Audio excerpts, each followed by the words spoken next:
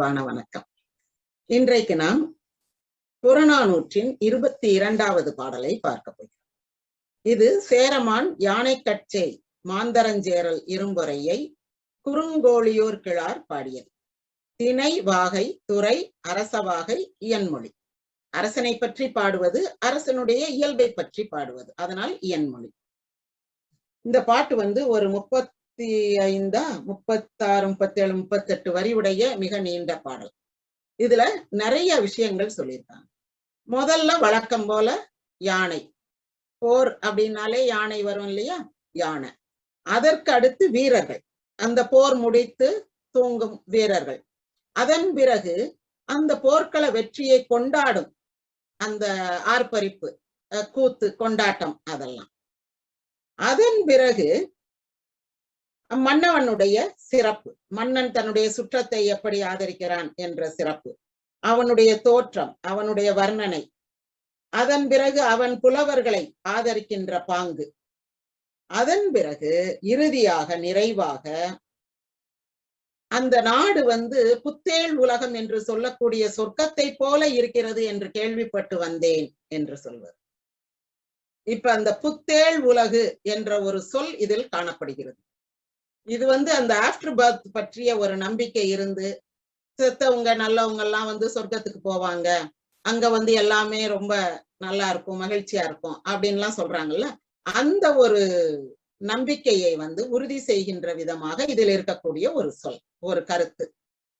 அதன் பிறகு நிறைவாக அந்த புலவர் மன்னனுக்கு ஒரு உபதேசம், ஒரு அறிவுரை சொல்கிறார். என்னதுன்னா, உன்னுடைய படைகள்லாம் வெளிநாட்டுல இருக்கட்டும், ஏன்னா நீ அங்க போற, சண்டை போடுற. ஆனா இங்க உள்நாட்டுல உன்னுடைய நாட்டில் இருக்கும் மக்கள் இருக்காங்க பாரு, அவங்களுக்கு நீ நல்லா சோறு கொடுக்கணும். சோறுன்னு சொன்னா அப்ப மிக உயர்ந்த உணவு. இந்த வரகு, கம்பு மாதிரி தானியங்கள் இருக்குல்ல, அத தவசின்னு சொல்லுவாங்க. நீங்க கேள்விப்பட்டிருக்கலாம், அரிசி தவசி அப்படின்னு சொல்றத. ஒரு அடுக்கு மொழியா வரும், அரிசி தவசி ஒண்ணு கூட இல்ல அப்படின்னு. தவசி பிள்ளைன்னு சொல்லுவாங்க சமயக்காரங்களை. தவசின்னு சொன்னா அரிசி அல்லாத சிறுதானியங்கள். இப்ப அதுக்கு வேற பேர்லாம் வச்சிருக்காங்க. அந்த மாதிரி வரகு, கம்பு இதெல்லாம் தவசி. அரிசி அப்படின்றது ரொம்ப உயர்வானது. அதனாலதானே அந்த நெல் வேளாண்மை செய்யறவங்க வானத்துல இருந்து குதிச்ச மாதிரி கதைகள்லாம் வச்சிருக்காங்க. எல்லாமே இந்திரன் மூலமாக வந்தது அப்படின்றது இங்க உள்ளவங்க யாருமே கொடுக்கல, தேவலோகத்திலிருந்து வந்தது அப்படின்னு சொல்லும் போது அது ரொம்ப உயர்வானதாக கருதப்படுவதனால சோறு குடு அப்படின்றார். எல்லாருக்கும் நல்ல சோறு குடு. நம்ம ஏற்கனவே இதுக்கு முன்னாடி ஒரு இதுல படிச்சோம். எதுல? அந்த பாண்டியன் தலையாலங்கானத்து செருவென்ற நெடுஞ்செழியன்ல, உண்டி கொடுத்தோர் உயிர் கொடுத்தோரே. அப்படியே உன் மக்கள் நல்லா வாழணும்னா நீ அவர்களுக்கெல்லாம் நல்ல உணவு கொடுக்க வேண்டும். அப்ப உணவுனா என்னது? உணவெனப்படுவது நிலத்தோடு நீரே. இன்னொரு புலவர் சொல்லியிருக்கார், இவர் சொல்லல, இன்னொரு இடத்துல. அப்ப உணவெனப்படுவது நிலத்தோடு நீரேனா உன்னுடைய மக்கள் வாழ்கின்ற நிலமும் அவர்களுக்கு கிடைக்கின்ற நீரும் நல்லதா இருக்கணும். அப்படி நீ அவங்களுக்கெல்லாம் நல்ல உணவு கொடுத்தா, நல்ல ஃப்ரெஷ் வாட்டர் இரிகேஷன்ற மாதிரி நெல்லு நன்னீர் பாசனம், நல்ல நீர்கள்ல தான், தண்ணியில தான் விளையும். அப்ப அந்த மாதிரி நல்ல நெல் விளைவித்து நல்ல உணவு கொடுத்து நீர்நிலைகளை பாதுகாத்து நீ உன்னுடைய மக்களை பார்த்து கொள்ள வேண்டும் அப்படின்னு சொல்லி முடிக்கிறார். இப்ப பாட்டை வாசிக்கிறேன். முதல்ல ஒரு 10 வரி யானையை பற்றியது. அந்த ஒரு உணர்வோடே நீங்க கவனிச்சுட்டு வாங்க. தூங்கு கையான் ஓங்கு நடைய, உரள் மணியான் உயர் மறுப்பின, பிறை நுதலால் செரல் நோக்கின, பா அடியால் பனை எருத்தின, தேன் சிதைந்த வரை போல நிமிரார்க்கும் கமல் கடாத்து, அயறு சோறும் இருஞ்சென்னிய, மைந்து மலிந்த மழ களிறு, கந்து சேர்பு நிலைய வழங்க. இது வரைக்கும் திரும்ப வாசிக்கிறேன்.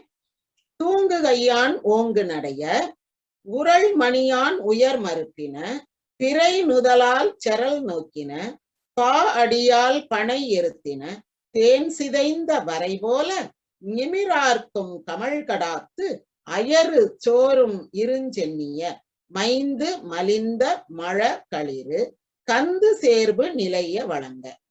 மைந்து மலிந்தனா என்ன? மைந்துனா வலிமை. வலிமை மலிந்த அப்படின்னா மிகுந்த வலிமையுடைய. மழ களிறு, மழன இளமை, இளமையான இளங்களிறு, நல்ல பிராயமுடைய வயசுல இருக்கக்கூடிய, நல்ல சண்டை போடக்கூடிய, போருக்கு தகுந்த உடல் தகுதி படைத்த களிறு, இளங்களிறு. கந்து சேர்வு நிலை வழங்க. கந்துனா கட்டுத்தறி. கந்துனா ஒரு தூண், அவ்வளவுதான், ஒரு கல் தூண். அந்த மாடு கட்டுறது அப்படின்லாம் சொல்லுவாங்கல்ல கட்டுத்தறின்னு, அது மாதிரி இது யானை கட்டும் தறி. அந்த கட்டுத்தறியில நின்று நிலைய வழங்கன அப்படின்னு நின்னுகிட்டு அசைஞ்சுக்கிட்டே இருக்கு. யானை வந்து நின்னுகிட்டே தூங்கும்னு சொல்லுவாங்க. நின்னுட்டு எப்ப அப்படியா உடம்ப அசைச்சுக்கிட்டே அப்படி நின்னுச்சுன்னா யானை வந்து ஹெல்த்தியா இருக்குன்னு அர்த்தம். யானை அசைஞ்சுக்கிட்டே இருக்கணும், அது காது வந்து அசைஞ்சுக்கிட்டே இருக்கணும். அப்பதான் அந்த உடம்பினுடைய வெப்பம் கண்ட்ரோல்டா இருக்கும். இப்போ தூங்கு கையான், தூங்குனா தொங்குறது, தொங்குகின்ற தும்பிக்கையோடு ஓங்கு நடைய, நல்ல கம்பீரமாக நடக்கக்கூடிய யானை. உரள் மணியான், அது முதுகுல தொங்க போட்டிருக்க மணி வந்து அந்த உரள்தல் அப்படின்னா அந்த நாவு, மணி நாவு வந்து அசைஞ்சுக்கிட்டே இருக்கும். அப்ப அந்த சத்தம் கேட்டுக்கிட்டே இருக்கும். அதான் யானை வரும் பின்னே மணி ஓசை வரும் முன்னே அப்படின்றாங்கல்ல, அந்த உரள் மணியான். உயர் மறுப்பின, நல்ல நீளமான தந்தம், மறுப்புனா கொம்பு, இங்க உயர்னா தலையிலயா இருக்கும். அந்த தந்தம் வந்து நல்ல உயர்ந்த மதிப்புடைய தந்தம். ஏன்னா தந்தத்துக்கு நல்ல விலை உண்டு. இப்ப எல்லாம் தந்தம் யாராவது வச்சிருந்தா உடனே காவல்துறையினர் பிடிச்சிட்டு போயிடுவாங்க. அந்த மாதிரி உயர்ந்த மதிப்புடைய தந்தம் மறுப்பின. பிறை நுதலால் செரல் நோக்கின, அதனுடைய நெற்றி வந்து அப்படி பிறை போல இருக்குமா. பிறை நுதல் செரல் நோக்குனா கோபமா பார்க்குமா.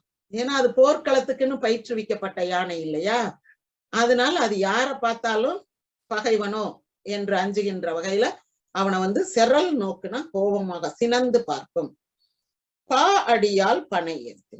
பா அடினா பெரிய அடி, பெரிய பாதம், கிட்டத்தட்ட ஒரு அடி 3/4 அடி சுற்றளவு உடையது யானையினுடைய பாதம். பனை எருத்துனா உறுதியான கழுத்து, அதனுடைய பிடரி இருக்கு பாருங்க, அது வந்து ரொம்ப உறுதியானது. அதனாலதான் சிங்கம் வந்து எப்படி யானையை ஜெயிக்கும்னா, நேர யானையினுடைய பிடரியில வந்து தாவி, பின்னால இருந்து தாவி அதனுடைய மத்தகத்தை அடிக்கும். இந்த சூர்யா சொன்ன மாதிரி ஓங்கி அடிச்சா 1.5 டன் மாதிரி அது மத்தகத்தை அப்படி அடிச்ச உடனே மத்தக எலும்பு வந்து உடைஞ்சிரும். யானை அப்படித்தான் சிங்கம் கொள்ளும். சிங்கம் வந்து யானையினுடைய பிடரியில, அந்த பனை எருத்துன்னு போட்டிருக்குல்ல, உறுதியான பிடரியில ஏறி உக்காந்து அந்த கழுத்து எலும்ப முறிச்சிடும். உறுதியான கழுத்து எலும்பை கொண்டது யானை. தேன் சிதைந்த வரை போல நிமிரார்க்கும் கமல் கடாம். இந்த தேன் கூடு மலை தேன் சொல்லுவாங்க, மலையில தேன் கூடு நிறைய இருக்கும். அது எதையாவது ஒண்ணு சிதைஞ்சிருச்சுன்னு வச்சுக்கோங்க, அது அப்படி சிதைஞ்சிட்டா அதை தட்டி விட்டுட்டாங்க அப்படின்னா உடனே அந்த இடத்துல என்ன ஆகும், அந்த தேனி கூட்டம் அப்படியே சுத்திக்கிட்டே இருக்கும். அது மாதிரி நிமிரார்க்கும், அந்த தேனி ஆர்க்கின்ற மனம் வீசும் கடா மதநீர் ஒழுகுகின்ற, அதோடு புண்ணிலிருந்து அயறு சோறும்னா, அயறுனா வேதனை, புண்ணு, அந்த புண்ணுல இருந்து வடிகின்ற குருதி. இதுல வந்து ஒரு உரையில இந்த அயறு சோறும் இருஞ்சென்னி என்றத புண்ணிலிருந்து வழியும் குருதியுடைய கருப்பு தலை, இரும் சென்னி அப்படின்றத கருப்பு தலை அப்படின்னு பொருள் சொல்றாங்க. இன்னொரு இடத்துல அதெல்லாம் புண்ணெல்லாம் கிடையாது, இந்த கமல் கடாம் தான், அது ஒழுகுகின்றதான் தலையில, அதைத்தான் சொல்லியிருக்காங்க அப்படின்றாங்க. ஆக இந்த தேனீ கூட்டை கலைத்து விட்டது போல தேனீக்கள் சுற்றுகின்ற அதனுடைய அந்த கருமையான தலை வந்து எப்படி இருக்குன்னா, மலையை சுற்றுகின்ற, மலையின் மீது பறந்து திரிகின்ற தேனீக்கள் போல காணப்படுகிறது. இந்த தேன் சிதைந்த வரை, அப்படி வரை என்றால் மலை, இங்க மலை வந்து யானையினுடைய அந்த பெரிய தலை, கருந்தலை, கருப்பு தலைக்கு உவமை.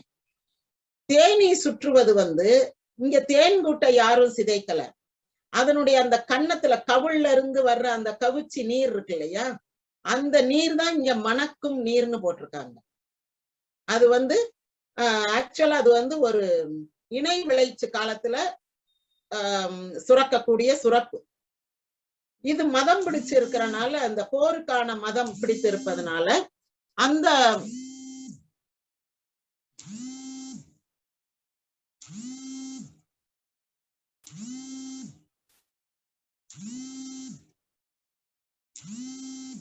அந்த மத நீர் வந்து அதனுடைய வாசனைக்கு இந்த தேனீக்கள் எல்லாம் சுற்றி சுற்றி வருதாம். அப்ப அந்த யானையை சுற்றி தேனீக்கள் இருப்பதற்கு காரணம் அதனுடைய கவிழ் பகுதியில் வழிகின்ற கவிழ் நீர். இப்படிப்பட்ட யானை வலிமை மிக்கது, இளமையானது, மைந்து மலிந்த மழக்களிறு, கந்து சேர்வு நிலைய வழங்க. கந்தில் கட்டி போட்ட சேர்வு, கந்து அந்த கட்டுத்தறியில் கட்டு போட்டது, நிலைய அதில் நின்றபடி வழங்க அப்படி அசைந்து கொண்டே இருக்கிறது. இது யானையை பற்றிய வர்ணனை. தொங்குகின்ற தும்பிக்கை, ஓங்கிய நடை, உரள்கின்ற மணி, ஓசை கொடுக்கும் மணி, உயர்ந்த மதிப்புடைய கொம்புகள், பிறை போன்ற நெற்றி, சினந்து பார்க்கும் பார்வை, பெரிய பாதம், உறுதியான கழுத்து, தேன் சிதைந்த மலை போல அதை சுற்றி பறக்கும் தேனீக்கள். சரி, இப்படிப்பட்ட யானை கட்டுத்தறியில் கட்டியபடி கட்டி வைத்திருக்கிறார்கள். அது அந்த இடத்தில் நின்று அசைந்து கொண்டிருக்கிறது. இது ஒரு காட்சி. அடுத்தது, வானுரையும் மதிபோலும் மாலை வெண்குடை நீளலான் வாழ்மருங்கு இலோர் காப்பு உறங்க. வானுரையும் மதி போல, பால் நின்று கதிர் சோறும். அதுக்கு பக்கத்திலேயே இந்த யானைகள் இருக்கிற இடத்துக்கு அருகில் பால், அதுக்கு பக்கத்திலேயே நம்ம அப்பால் இப்பால் எல்லாம் படிக்கிறோம்ல, அந்த பால் என்றால் அருகே. கதிர் சோறும்னா கதிர் ஒளி வீசும், குளிர்ந்த தன்னொளி வீசுகின்ற வானுரையும் மதி, வானத்தில் இருக்கக்கூடிய நிலவை போல, மாலை வெண்குடையான், மாலைகளால் அலங்கரிக்கப்பட்ட வெண்மையான குடை. மன்னனுடைய அந்த வெண்கொற்ற குடை வந்து சந்திரனை போன்ற குளிர்ந்த ஒளியை தரக்கூடியது, நிழலை தரக்கூடியது. அந்த நிழலில் வாள் மருங்கு இலோர் காப்பு உறங்க. வாளை தன் இடுப்பில் செருகி இல்லாதவர்கள், ஏன்னா அவங்க இப்ப சண்டைக்கு போகல, சண்டை முடிஞ்சிருச்சு, அவங்க ரெஸ்ட் எடுக்கிறாங்க. வாள் மருங்கு இல்லோர் காப்பு உறங்க, நல்ல பாதுகாப்பா ஒரு நிம்மதியா மன்னனுடைய வெண்கொற்றை நிழலில், அந்த வெண்கொற்ற குடையின் நிழலில் அப்படின்னா மன்னன் இருக்கான்ற அந்த ஒரு நிம்மதியில, மன்னன் இருக்கான் பாத்துக்கிறவான், களத்துல மன்னன் இருக்கான் அப்படின்ற ஒரு நிம்மதியில தூங்குறாங்க. அப்ப வெண்கொற்ற குடை நிழல் என்பது நிஜமாவே அங்க ஒரு கொடை இல்ல, மன்னன் இருக்கான்ற ஒரு மன நிறைவு. அடுத்தது, அலங்கு சென்னல் கதிர் வேய்ந்த ஆய் கரும்பின் கொடிக்கூரை சாறு கொண்ட களம்போல. அடுத்தது வந்து அலங்கு சென்னல் கதிர் வேய்ந்த, இந்த சென்னல் கதிர் இருக்குல்ல, அதாவது கருது அறுத்த பிறகு அதை வச்சு நம்ம இந்த கூரைக்கெல்லாம் வைக்கோல் போடுவாங்க. ஒரு கூரை வீடா இருந்தா அதுக்கு மேல கொஞ்சம் கூரை வீடு ஒழுக ஆரம்பிச்சிருச்சுன்னா அதுக்கு மேல வைக்கோல் போடுவாங்க. நீங்க இந்த மலைவாழ் மக்கள் வீடுகள்லாம் பாத்தீங்கன்னா அங்க உள்ள புல்லை எடுத்து வெட்டி வெட்டி தான் அவங்க கூரைக்கு வேஞ்சிருப்பாங்க. புல் வேய்ந்த குடில் அப்படின்லாம் நம்ம படிச்சிருப்போம். இந்த இவங்கெல்லாம் இருப்பாங்கல்ல, ஹெர்மிட்ஸ், சாதுக்கள், ரிஷிகள், அவங்க இருக்கிற இடமெல்லாம் இந்த புல் வேய்ந்த குடிலாகத்தான் இருக்கும். இங்க வந்து நெல்லும் ஒரு புல் வகை தானே. அந்த நெற்கதிர்களால் வேயப்பட்ட ஆய் கரும்பின் கொடிக்கூரை, அதுக்கு உள்ள கம்பு கட்டி இருப்பாங்க இல்லையா, வரிச்சின்னு சொல்லுவோம், வரிஞ்சு விடுறதுன்னு. அந்த மாதிரி வரிசையா கம்பு கட்டி இருக்கிறது வந்து கரும்பு. அப்ப எப்படி ஒரு வீடு பாருங்க, கரும்புனால கட்டி அதுக்கு மேல நெல்லை வேய்ந்து, இந்த நெல் தோகை இருக்கும் இல்லையா, கருது அறுத்த பிறகு சூட்டு அடிச்ச பிறகு கதிரெல்லாம் நெற்கதிரெல்லாம் எடுத்துட்டு போன பிறகு இருக்கிறது, அதை வேய்ந்து ஒரு குடிசை மாதிரி கட்டி அங்க வந்து நிறைய இந்த போர் வீரர்கள்லாம் தங்கி இருக்காங்க. அந்த இடம் எப்படி இருக்குன்னா சாறு கொண்ட களம் போல, நல்ல கொண்டாட்டம், ஒரு விழா கொண்டாடிய இடம் எப்படி இருக்கும் அந்த அதற்குடைய அடையாளங்களோடு இருக்கிறது. வேறு வேறு பொலிவு தோன்ற வேற விஷயங்கள்லாம் அங்க வந்து காணப்படும். குற்றானா உலக்கையால் களிச்சும்மை இயல் ஆங்கன். குற்றானா உலக்கையால்னா குத்தி தீரல, உலக்கையால நெல்லு குத்தி குத்தி குத்தி அரிசி எடுத்து சமைச்சு சாப்பாடு வழங்குறாங்க, குத்திக்கிட்டே இருக்காங்க இரவும் பகலும். பெண்கள் நெல் குத்திக்கிட்டே இருக்காங்க. அதுதான் குற்ற ஆனா, சொல்லோனா துயர் அப்படின்றோம்ல, அது மாதிரி குற்றான குற்றி தீராத உலக்க குத்திக்கிட்டே இருக்குது நாளும் பொழுதும். அந்த ஓசை எப்படி இருக்கு? கலி சும்மை. அந்த கலி என்றால் அந்த ஒலி, அதாவது நாய்ஸ் அப்படின்றோம்ல, அதுதான் ஒலி.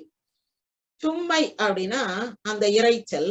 வியல் ஆங்கன், அது வந்து கடலின் ஆரவாரம் போல அந்த பகுதி முழுக்க கேக்குதான். அத நமக்கு கம்பராமாயணத்துல வரும்ல, உறங்குகின்ற கும்பகண்ண உங்கள் மாய வாழ்வெல்லாம் இறங்குகின்றதின்று கான் எழுந்திராய் எழுந்திராய் கரங்கு போல் விற்பிடித்த கால தேவன் கையிலே உறங்குவாய் உறங்குவாய் இனி கிடந்துறங்குவாய் டங் டங் டங் டங்னு அந்த உலக்க சத்தம். உலக்கைய வச்சு அவனை இடிப்பாங்க தூங்குறவனை எழுப்புறதுக்கு. அப்ப கம்பன் வந்து கம்பர் அந்த உலக்க சத்தம் வர்ற மாதிரி அந்த நங்கு நங்கு நங்கு நங்குன்னு அந்த சத்தம் வர்ற மாதிரி அந்த பாட்டு எழுதியிருப்பார். அது மாதிரி இங்க இந்த உலக்கை சத்தம் எப்படி இருக்கான்? ஒரு ஆரவாரம் மிக்க கடல் எப்படி இருக்குமோ அந்த மாதிரி இருக்கு அப்படின்றாங்க. இப்படி ஒரு ஆரவாரம் மிக்க கடல் ஒலியோடு இந்த உலக்கை சத்தம் கேட்கிறது. இதற்கு அடுத்து பொலந்தோட்டு பைந்தும்பை மிசை அலங்கு உளைய பண போல் செரியே. அதாவது தலையில வீரர்கள் என்ன பண்ணிருக்காங்க? பொன்னால் ஆகிய அழகிய தும்பை பூக்கள், தங்கத்தால செய்த சின்ன சின்ன பூக்கள், தும்பை பூ வடிவத்துல தங்கத்தால பூ செய்து, அதோடு பனை பூ, பனம்பூவை, ஏன்னா அவங்க வந்து சேரன் இல்லையா, அப்ப அவங்க வீரர்கள் என்ன பண்ணணும்? பனம்பூவை தலையில் கட்டணும். அந்த பனம்பூவோடு இந்த பொன்னால் ஆகிய மலர்கள், நம்ம ஏற்கனவே பல பாடல்கள்ல படிச்சிருக்கோம். மன்னன் வந்து தான் கொண்டு வந்த கொள்ளை பொருள் அந்த தங்கத்தை உருக்கி பொன்னால் ஆகிய தாமரை மலர்களை செய்து புலவர்களுக்கு கொடுத்தாங்க. அப்ப அந்த காலத்துல பொன்னால் மலர்கள் செய்யும் பழக்கம் இருந்திருக்கு. இவங்க வீரர்களுக்கு தும்பை பூவை, நம்ம முந்தின பாட்டிலே படிச்சுட்டோம், தும்பை பூவை சூடி ராமன் போருக்கு போனான், ராவணன் போருக்கு போனான், அதை ரிப்பீட் பண்ண வேண்டாம்.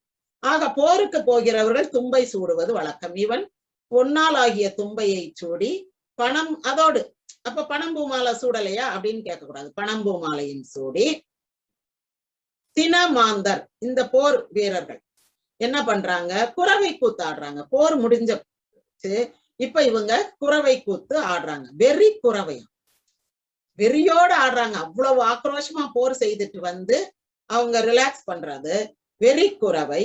ஓத நீரில் பெயர்வு பொங்கல், இதுவுமே எப்படி இருக்கான்? ஓத நீர்னா கடலோசை போல ஒலிக்குதான். அப்படி ஒரு பெரிய சத்தம். ஒரு பக்கம் இவங்களுக்கு உணவு படைப்பதற்காக உலக்கை சத்தம், நெல்லு குத்துற சத்தம், இன்னொரு பக்கம் இவங்களுடைய குறவை கூத்து சத்தம். இப்படி இருக்க வாய்க்காவாது பறந்துபட்ட வியன் பாசறை காப்பாளா, இதெல்லாம் புகழ்ந்து சொல்ல முடியாத அளவுக்கு அவ்வளோ பெரிய ஒரு இடப்பரப்பில் இந்த உன்னுடைய யானைப்படை இருக்குது, உன்னுடைய வீரர்கள் இருக்கிறார்கள். அப்பேற்பட்ட வியன் பாசறை, மிகப்பெரிய பாசறை, போர் வீரர்கள் தங்கி இருக்கின்ற அந்த இடம், அதனுடைய மன்னவனே. காப்பாளா என்றால் அதனை காக்கின்றவனே. நம்ம காப்பாளன்ற வார்த்தை கேள்விப்பட்டிருக்க மாட்டோம், எழுத்தாளன் அப்படியெல்லாம் கேள்விப்படுறோம். ஆனா காப்பாளன் அப்படின்னு ஒரு வார்த்தை பாருங்க, காப்பாள, நீ அதனை காக்கின்ற மன்னனே அப்படின்னு சொல்லிட்டு அதுக்கு பிறகு புறநானூறு 22ஆம் பாடலுடைய 26வது வரி வரைக்கும் முடிச்சிருக்கோம். 27ல இருந்து 38 வரைக்கும் அந்த ஒரு 11 வரிகளை இப்ப பார்ப்போம். ஆக இந்த பாசறையில் தங்கியிருந்த யானைகள், வீரர்கள், அவர்களுடைய குறவை கூத்து, அவர்களுக்காக உணவு தயாரித்தல், இவை எல்லாமே மிகப்பெரிய ஒரு கடல் ஓசையை போல, கடலின் இறைச்சலை போல, அலையோசையை போல கேட்டுக்கொண்டிருக்கிறது. அப்பேற்பட்ட பாசறையின் காவலனே என்று மன்னனை விழித்து அதன் பிறகு அந்த புலவர் சொல்றாரு, வேந்து தந்த பணி திரையால் சேர்ந்தவர்தம் கடும்பு ஆர்த்தும் ஓங்கி கொல்லியோர் அடு போர்ன. இந்த 3 வரி, வேந்து தந்த பணி திரையால், நீ வந்து வெற்றி பெறும் போது, பிற மன்னர்களை வந்து தோற்கடிக்கும் போது அவர்கள் தந்த கப்பப்பணம், அவர்கள் தந்த திரைனா அவங்க வந்து பொருளா கொடுக்கலாம், பணமா கொடுக்கலாம், தங்கமா கொடுக்கலாம், எப்படி கொடுத்தாலும் அந்த திரையால் சேர்ந்தவர்தம் கடும்பு ஆர்த்தம், உன்னை சேர்ந்த சுற்றத்தினர், உனக்கு வேண்டியவர்கள் இருக்காங்க இல்லையா, நட்பு, சுற்றம், அப்புறம் நலம் விரும்பிகள், இந்த மாதிரி இவர்கள் எல்லோரும் ஆர்த்தும் என்றால் அவர்கள் ஆர்ப்பரிக்கின்ற அளவுக்கும் பேருவகை கொள்கின்ற அளவுக்கு அவர்களை ஆதரிக்கின்றவன் நீ. இந்த பொருளை எல்லாம் நீ உனக்கு வேண்டியவங்களுக்கு கொடுத்து உன்னை சுற்றி இருக்கக்கூடிய, உனக்கு தெம்பும் தினமும் ஊட்டக்கூடிய, நல்ல உனக்கு ஒரு ஊக்கம் கொடுக்கக்கூடியவர்களுக்கு அந்த பொருளை, அந்த திரை பணத்தை, அந்த அணிகலன்களை எல்லாம் நீ கொடுத்து அவர்களை மகிழச் செய்கின்றாய். ஓங்கு கொல்லி ஓர் அடுபுறன. ஓங்கு கொல்லினா கொல்லிமலை, கொல்லிமலைக்கு தலைவனே. கொல்லிமலை உயர்ந்த மலை, அதனுடைய அடு பொருண என்றால், அடு என்றாலும் போர் செய்தல், பொருண என்றால் நேருக்கு நேர் பொருதுகின்றவன். ஆக கொல்லிமலையை சேர்ந்த மிகச்சிறந்த வீரனே, அஞ்சா நெஞ்சம் கொண்ட வீரனே, அதுதான் அடு பொருண. அடு என்பது இங்கு ஒரு அடைமொழி, ஒரு மிகச்சிறந்த அப்படின்ற பொருள்ல. வேள நோக்கின் விரல் வெம் செய், அடுத்ததுதான் வாழிய. வேள நோக்கின் விரல் வெம் செய் வாழிய, இதுதான் அந்த மன்னனுடைய பேர். யானை கண் செய் அப்படின்னு சொல்றாங்கல்ல, யானை கண்ணுன்றதுதான் இங்க வேள நோக்கு அப்படின்னு அடுத்தது விரல் வெம் செய்னா, விரல்னா வீரம், வீரம் கொண்ட, வெம் செய் அப்படின்னா துடிப்பான இளைஞன்.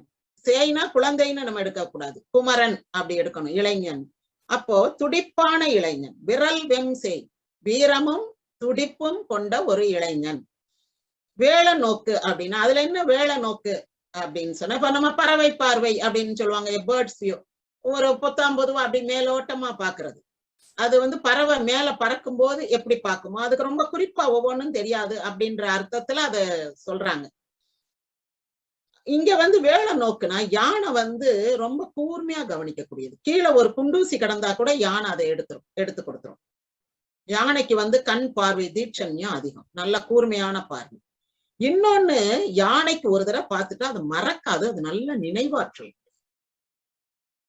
இந்த சின்ன வயசுல ஒரு கதை படிச்சிருப்பீங்க, யானைய ஒரு டெய்லர் தான் ஊசியால குத்துவான், இதுக்கு என்ன வலிக்கவா போகுது அப்படின்னு குத்துவான். அது கவனிக்கும், இந்த ஊசிய வச்சு குத்துறான்றத கவனிச்சுட்டு அது தினம் அந்த பாகன் குளிக்க கூட்டிட்டு போவான். அது குளிச்சுட்டு வரும்போது அது தும்பிக்கை நிறைய தண்ணிய கோரி கொண்டு இந்த டெய்லர் கடைக்கிட்ட வந்த உடனே டெய்லர் மேல அப்படியே அந்த தண்ணிய பீச்சு விட்டுட்டு போயிடும். அவன் அந்த புதுசா தைக்க வச்சிருந்த துணிமணி எல்லாம் அதாயிரும். அப்போதான் அவனுக்கு தெரியும், ஓஹோ நம்ம குத்துனது அதுக்கு வலிச்சிருக்கு, அது பதில் அடி கொடுக்குது நமக்கு அப்படின்னு. அது யானை நல்ல நினைவாற்றல் உடையது, நல்ல பாசமானது, இன்னொன்னு கூர்மையான பார்வை உடையது. அதனாலதான் யானை கட்சேய், யானை கண் சேய், அதுதான் இங்க வேள நோக்கின் விரல் வெம் சேய் வாழிய, நீ வாழ்க. பெருமை பெரியவனே, நின் வரம்பில் படைப்பே. உங்ககிட்ட இருக்கிற செல்வம் இருக்குல்ல, படைப்புனா உன்னுடைய செல்வம் வரம்பற்றது, நிறைய செல்வம், கணக்கெடுக்க முடியாது அவ்வளோ சொத்து. நம்ம சொல்றோம்ல 7 தலைமுறைக்கு இருந்து சாப்பிடக்கூடிய சொத்து, எங்கெங்க சொத்து இருக்குன்னு அவங்களுக்கே தெரியாது, கண்ணு கட்டுற வரைக்கும் அவங்க நிலம்தான், இப்படியெல்லாம் சொல்லுவாங்களா. அந்த மாதிரி வரம்பில்னா ஒரு எவ்வளவு இருக்குன்னே தெரியாத அளவுக்கு வரம்பு கடந்த படைப்பே. நின் பாடிய அலங்கு சென்னா பின் பிறர் இசை நுவலாமை. உன்னை பாடிய அந்த அந்த செம்மையான உடைய புலவர்கள் பின் பிறர் இசை நுவலாமை, பிறகு பிறருடைய புகழை பாடியதே கிடையாது. தேவையில்லை, பிறரை தேடி போய் அவங்கள புகழ்ந்து பாடி அவங்க கிட்ட பரிசில் வாங்கணும்ன்ற அவசியமே இல்லை. ஏன்னா ஓம்பாது ஈயும் ஆற்றல், வரையாது, அதாவது ஒரு கணக்கு பார்க்காம வரையாது வழங்கும் வள்ளல்ன்றோம்ல, வரைனா வரையறை, ஒரு லிமிட், கணக்கு பார்க்காம இவ்வளவு கொடுத்துட்டோம் போதும், நம்ம 2 தடவை கொடுத்துட்டோம், இனி கொடுக்க வேண்டாம், இனி வேற எங்கேயாவது போய் வாங்கட்டும் அப்படியெல்லாம் நினைக்காம வரையாது வழங்கும், ஓம்பாது ஈயும் ஆற்றல், வரையாது வழங்கும் வள்ளல் பெருமானே, எங்கோ என்னுடைய மன்னனே, மாந்தரஞ்சேரல் இரும்பொறை ஓம்பிய நாடே. மாந்தரஞ்சேரல் இரும்பொறை, இப்ப அந்த பேரும் வந்துருச்சு, அவனுடைய குடும்ப பெயர். அந்த மாந்தரஞ்சேரல் இரும்பொறை என்னுடைய பாதுகாப்பில் இருக்கும் நாடு, அவனுடைய காவலில், அவனுடைய பாதுகாப்பில் பேணி பாதுகாக்கின்ற அந்த நாடு, பாதுகாக்கின்ற நாடு.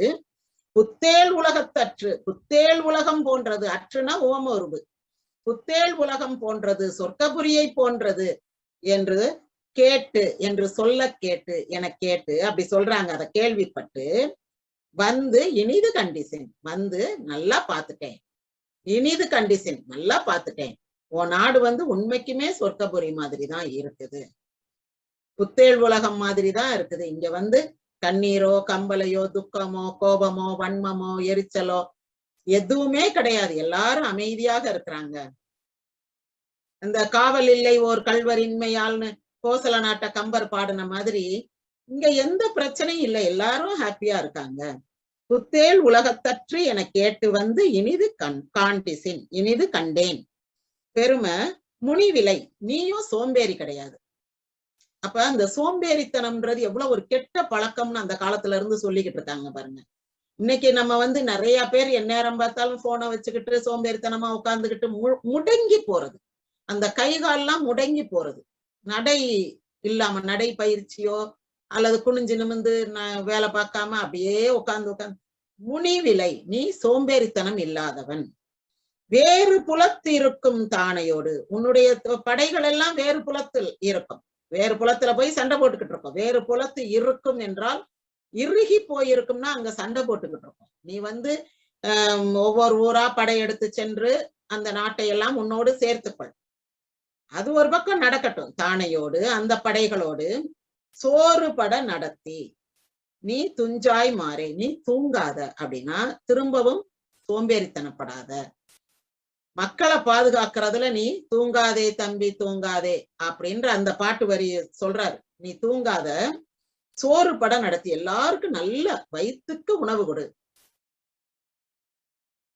பாரதியார் பாடின மாதிரி வயிற்றுக்கு சோறிடல் வேண்டும் எங்கும் வாழும் மனிதர்க்கெல்லாம் மாதிரி எல்லாருக்கும் நல்ல வயிறார சோறு போடு. அதுதான் அவங்களுக்கு மன நிறைவு தரக்கூடியது.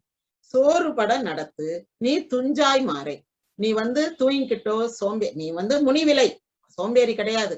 இந்த விஷயத்துல நீ சோர்வடையக்கூடாது. எல்லாருக்கும் உணவு சரியாக கிடைக்குதா அப்படின்றதுல நீ கவனமாக இருக்கணும். இதுல வந்து நீ பின்வாங்குதலோ சோர்ந்து போறதோ அலட்சியமாக இருப்பதோ அப்படியெல்லாம் இருக்கக்கூடாது. நீ துஞ்சாய்னா இந்த ஒரு விஷயத்துல, மக்களுக்கு சோறு போடுற விஷயத்துல நீ அலட்சியமாக இருக்காதே. உன்னுடைய படைகளோடு நீ போர் செய், என்ன வேணாலும் செய்ய, அதெல்லாம் வேற. ஆனா எல்லாருக்கும் வயிறு நிரம்புற மாதிரி மனம் மகிழ்கின்ற வகையில உணவிட வேண்டும், உணவு கொடுக்க வேண்டும். அதுதான் ஒரு தாய் தன் பிள்ளைக்கு, தாய் வைத்த பாப்பா பொண்டாட்டி மடிய பாப்பான்வாங்க. மனைவி வந்து என்ன கொண்டு வந்திருக்காங்க, பணம் கொண்டு வந்திருக்காங்கன்னு பாப்பாங்களாம். ஆனா தாய் வந்து வந்த உடனே சாப்பிட்டியாடா அப்படின்னு கேட்பாங்களாம். அப்போ அந்த தாய் வைத்த பாக்குற மாதிரி நீ வந்து ஒரு குழந்தையை பார்ப்பது போல. இன்னொரு புறநானூறு பாட்டுல இருக்கும், எவன் ஒருவன் தன்னுடைய நாட்டை குழந்தை போல பாக்குறானோ அவனே சிறந்த மன்னன். அதே மாதிரி நீ வந்து எல்லாருக்கும் சோறு போடு. இப்ப திரும்ப பார்ப்போம். முதல்ல வந்து யானையை பற்றி பார்த்தோம். அதன் பிறகு வந்து அந்த போர் மறவர்கள் வந்து ஒரு விழா கொண்டாடுற மாதிரி அவங்க வந்து அந்த போர் முடித்து கொண்டாடுகின்ற அவர்களுடைய கொண்டாட்டங்கள், அவர்களுடைய கூத்து, அவங்க ஆட்டம் பாட்டம் கொண்டாட்டம் எல்லாம் பார்த்தோம். அதற்கு அடுத்தபடியாக அந்த பாசறையினுடைய காவலனாக இருக்கும் மன்னனே, நீ வந்து நீ கொண்டு வந்த திரை பொருளால் உன்னுடைய உறவினர்கள், சுற்றத்தினர்கள், நண்பர்கள் எல்லோரையும் மகிழ்ச்சியோடு பாதுகாக்கின்றாய், வைத்திருக்கின்றாய். நீ வேள நோக்கின் விரல் வெஞ்சே, யானை கண் பார்வை உடையவன் நீ, இளைஞன், வீரன், வெற்றி வீரன். அப்படிப்பட்ட நீ உன்னுடைய செல்வம் வரம்பற்றது, அதனால் நிற்பாடிய அலங்கு சென்னா பின்பிறர் இசை நுவலாமை. உன்னை பாடிய சென்னா புலவர்கள் யாரும் பிறகு போய் இன்னொருவரின் இசை, இன்னொருவரின் புகழை பாட வேண்டிய தேவை இல்லாமல் அவர்களை ஓம்பாது ஈயும் ஆற்றல், அவர்களுக்கு வரையாது வாரி வழங்கும் வள்ளல் நீ. எங்கோ என்னுடைய மன்னனே, மாந்தரஞ்சேரல் இரும்பொறை ஓம்பிய நாடே புத்தேள் உலகத்தற்று. என்னுடைய மன்னனான இந்த மாந்தரஞ்சேரல் இரும்பொறையின் பாதுகாவலில் இருக்கும் நாடு புத்தேள் உலகத்தை போன்றது என்று கேள்விப்பட்டு வந்து இனிது காண்டிசின் என்று வந்து பார்த்தேன். இனிமையா நல்லா பார்த்துட்டேன். உன் நாடு வந்து புத்தேள் உலகத்திற்கு நிகரான நாடு சொல்லிட்டு, நீ வந்து சோம்பேறித்தனம் இல்லாதவன், எப்பவும் சுறுசுறுப்பாக இருக்கிறாய்.